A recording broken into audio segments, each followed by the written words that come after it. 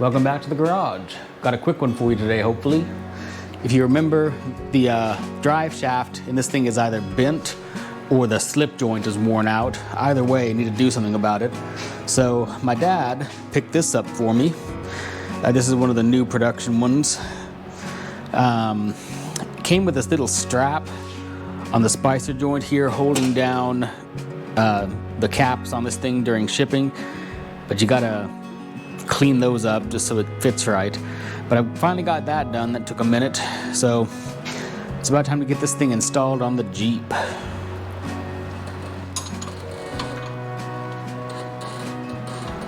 It only bothers me a little bit that so much of this is nice and clean and beautiful and fresh paint, and then right here on is rust and dirt.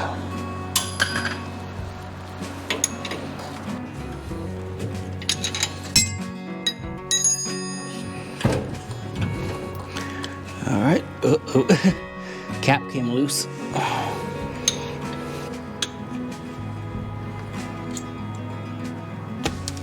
All right, let's get this greasy sucker off.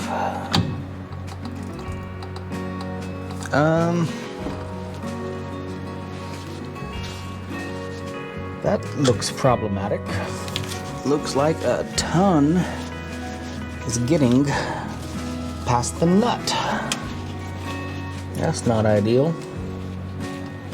All right, having cleaned up that Exxon Valdez of a disaster, I now know that it's not the yoke seal on this output that's leaking. It is, in fact, coming through the splines of the output shaft, which I thought were kind of worn because this yoke slid on way too easy.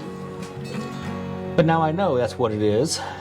And having used half a can of this stuff, getting that nice and cleaned up, and brake shoes are cleaned up and it's contained, that becomes a problem for future Bradley, and I can move on.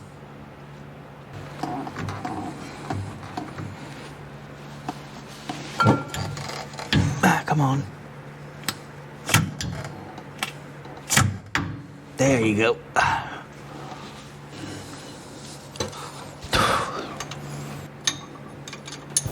Well, I've just run into a snag. The drive shaft is too long. There is no way to get this back on. So the drive shaft must come off. Well, that just got a little frustrating. So here are the two drive shafts side by side. My original one has been significantly cleaned up since we last saw it. Spent about 6 hours soaking this thing in degreaser and an ultrasonic cleaner. I've got these things sitting side by side, so we have an apples to apples comparison, and right about here there's something different. And it's just definitely different. So Kaiser Willie's website, let me just clippy here, do some measurements. Kaiser Willie's website says that compressed 19.5 is correct for an MB, GPW, CJ2A, 3A, 3B, etc., etc. Fully compressed, that's 19.5, but it's way too long. My original one, U-joint to U-joint, is just a hair under 18. The companion flanges are a little bit different. This is, I don't know, 2 1/8, and this new one is a little bit more than 2 1/4. So yeah, there's just no way this one will physically fit on this Jeep. So now I have to go figure out why I have a shorter drive shaft than they say I should have, and what my options are, because I don't think I've seen anyone else who sells complete drive shafts for a 2A. Maybe I can find a good one that's rebuildable and not bent. But I don't know, maybe I can just clean this one up and put it back on and not drive fast. Don't know, but that derails this project for now. Well, I guess this means I'm gonna have to see if I can fix this one on the press, or maybe go to eBay and find a serviceable one that I can refurb a little bit. Upon further inspection and reflection, there's no way I'm going to be able to straighten this on a hydraulic press. You can just barely see it, and in the video it was just barely a wobble. But right there you can see that this part of the shaft is straight until we get to this weld, when it does that, just slightly. And it was just a minimal wobble on that video I posted a while back. So if I was just going off-road, I wouldn't bother. I'd just throw this on and go drive. Unfortunately, what I do most of around here is in-city driving. 35, maybe even up to 45 sometimes. And at higher speeds, this is no bueno. So, I'm gonna have to get on eBay, I guess, and find myself a serviceable drive shaft to throw some new Spicer joints on, some of these universal joints, and put that on. Yeah. The drive shaft is on its way back to Kaiser Willys. Hopefully they can talk amongst themselves and figure out what's going on. Because I sent them a picture of my old one and my new one side by side, and there's about a 2-inch difference. I don't know, how things were off that much. Doesn't make much sense. But I still need a Plan B drive shaft. So I did what I usually do and went out on eBay and found one. It looks terrible, rusted to heck. I hope it'll be usable when it gets here. I'll find out, but in the meantime, I've never torn down a drive shaft and swapped out U-joints, and I happen to have a bent drive shaft, so I have done what I do. It's torn down, degreased, and primed. I'm gonna paint it here. Ran out of red primer, so I had to use the acid etch primer.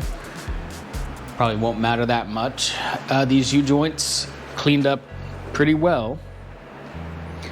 Some old US made ones. The surfaces are pretty good. I'm gonna more thoroughly degrease these and put some fresh grease on them, and they'll probably be good to go for a while, at least on a spare, But I'm about to get this thing painted black and back together.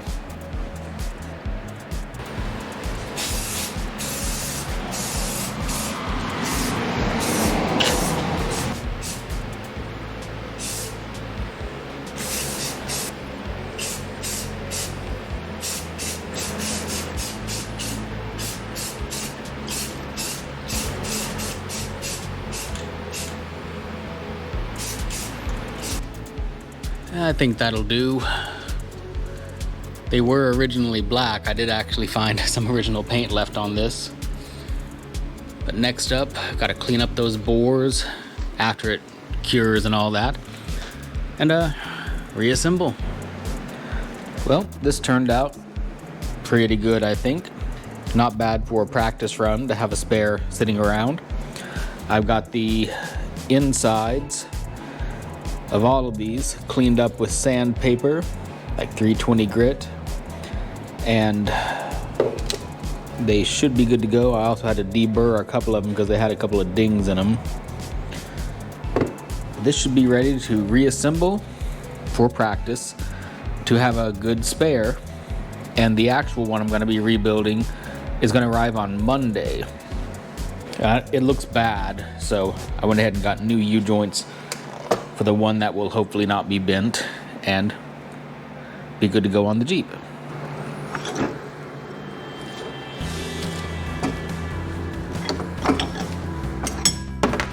Alright, that goes on pretty easy. Just need a couple little love taps and I can get the clips in.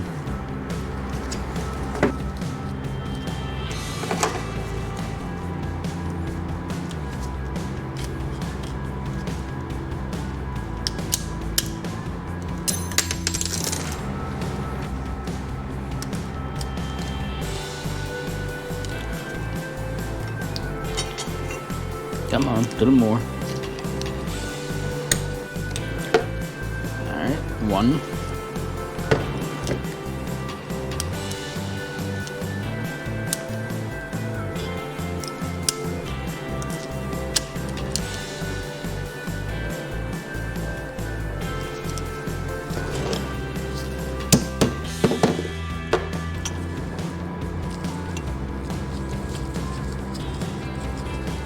All right, there's two.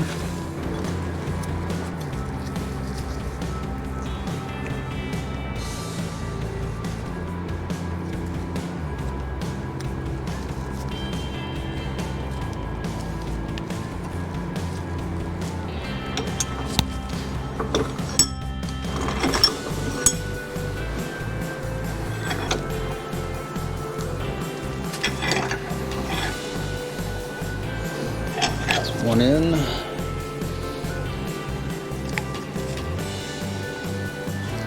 Uh-oh, I think I dropped a needle bearing on this side. That ain't good. One eternity later. Yeah, let's not drop a bunch of needle bearings repeatedly again.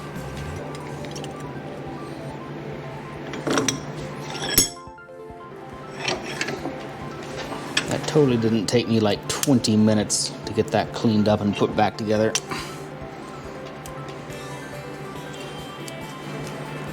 Unfortunately, my paint job is already starting to suffer. Rust-Oleum is a good paint as an enamel, but wow, does it just remain soft for a really, really long time.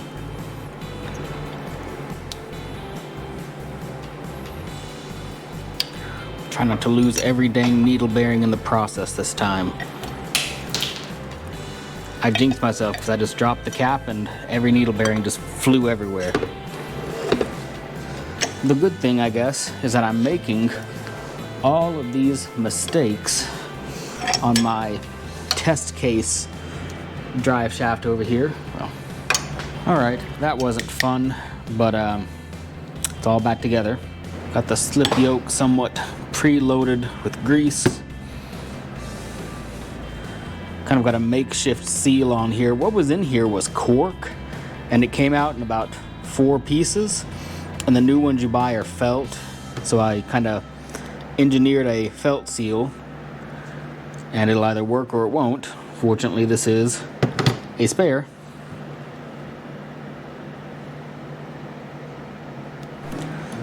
Well, let's get the two together.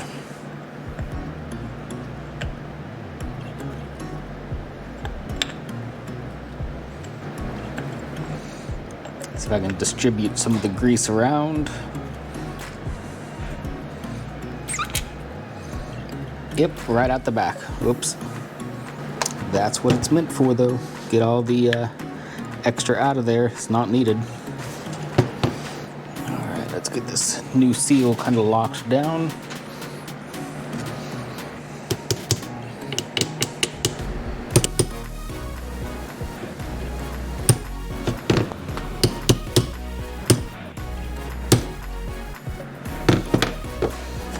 All right, destroyed my paint.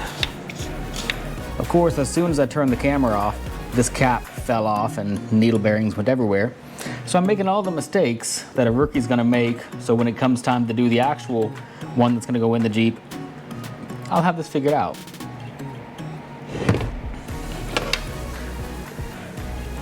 I guess, of course, be a good thing to pack this thing with grease.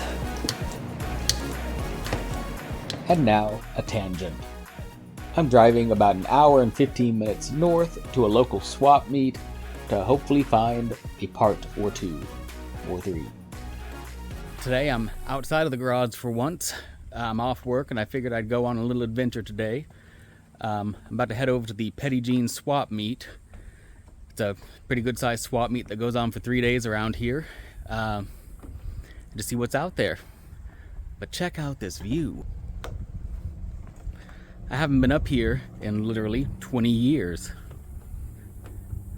It's fantastic. This is a real steep road, but up in front of me is like a, can't tell if it's an MB or a GPW, but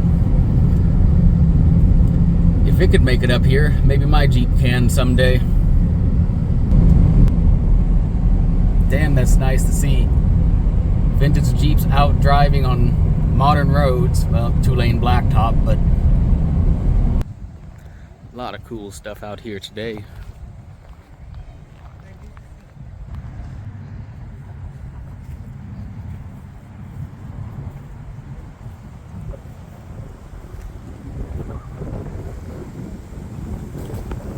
It's a really nicely done ambulance.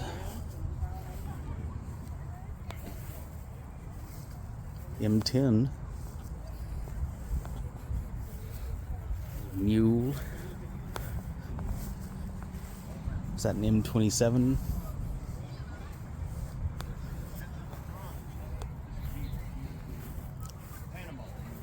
A couple of newer things. M38A1.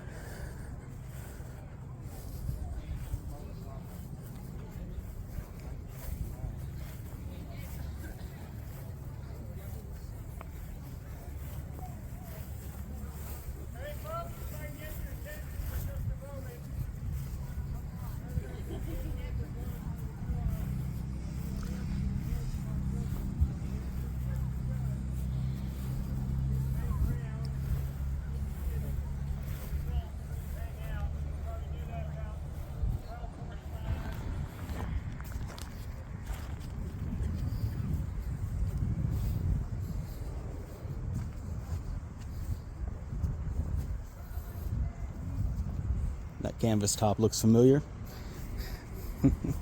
Got one just like it at home. 42 GPW.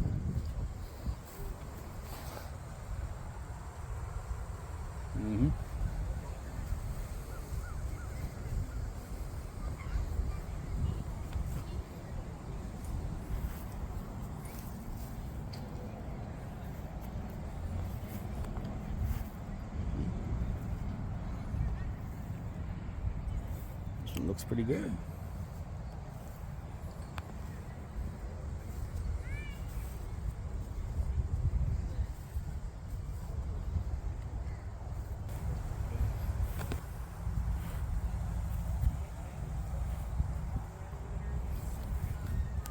It was nice to see some of the neat equipment hanging out.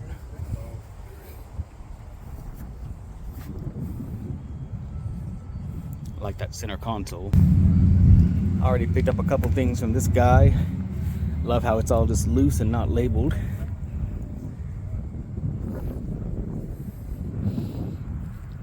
Spoiler alert, I think that one of these is going to be candidate 3 for the drive shaft.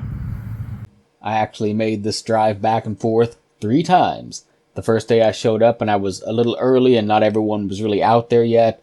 The second day, it was rainy, so there wasn't a lot of activity going on. And then the third day was unexpected because I had to go back to actually get that drive shaft I mentioned previously. Well, it's a fantastic September day. It's actually the 3rd day of that swap meet.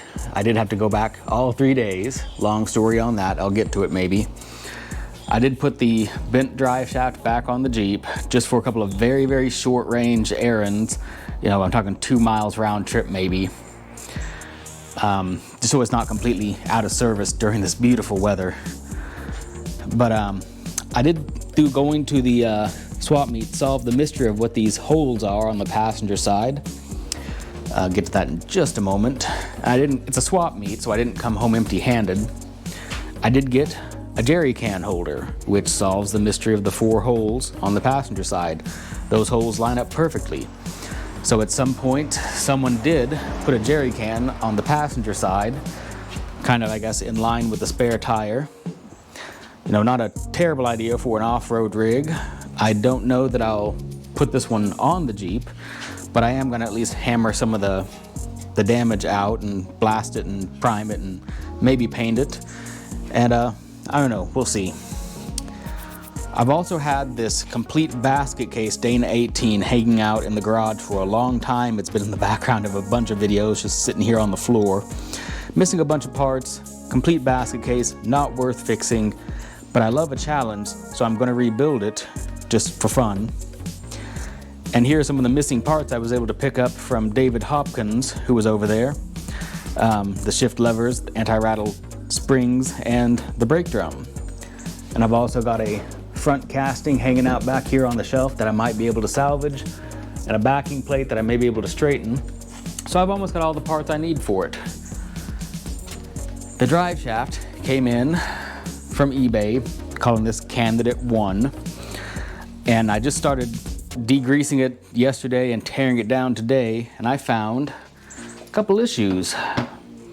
Big old chunk missing out of it right there, and another chunk missing out of it right there.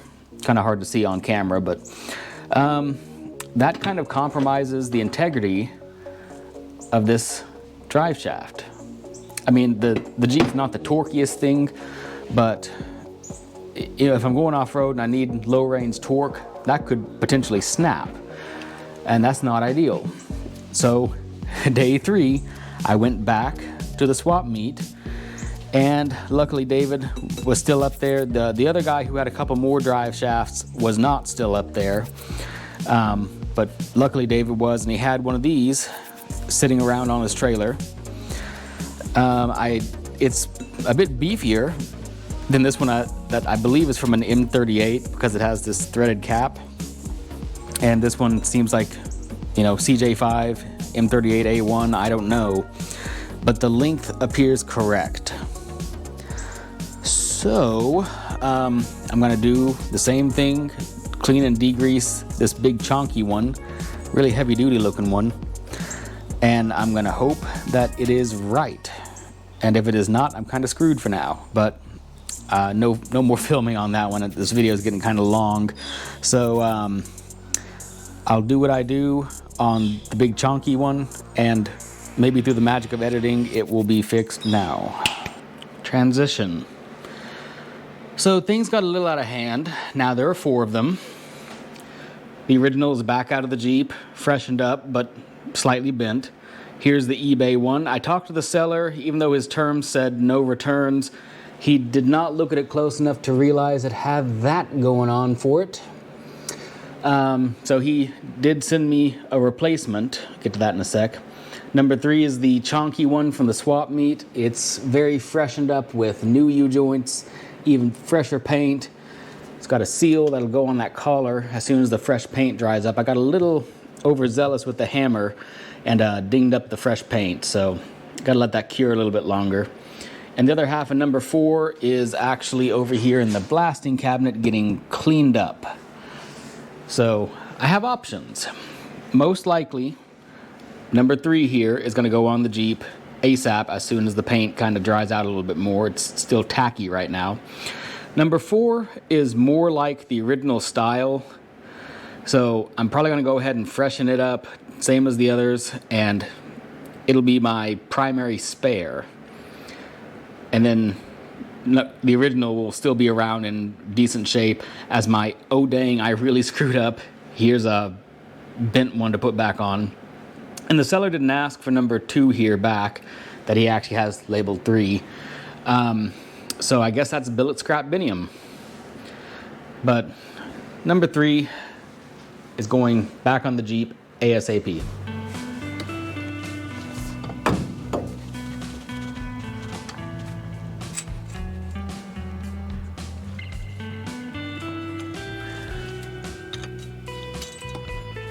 Hopefully this will be the last time I have to take this off and put it back on.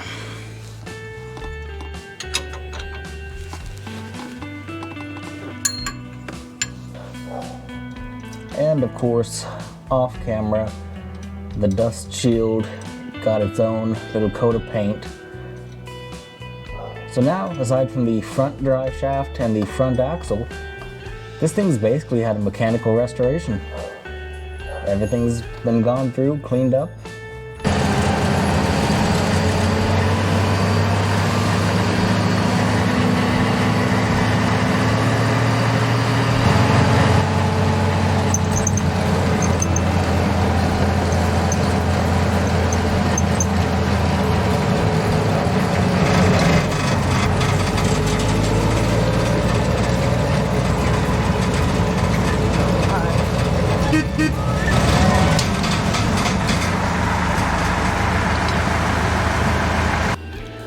Well, I'm gonna call this tentatively good. It was just a trip around the block, but the rear end was a little bit quieter.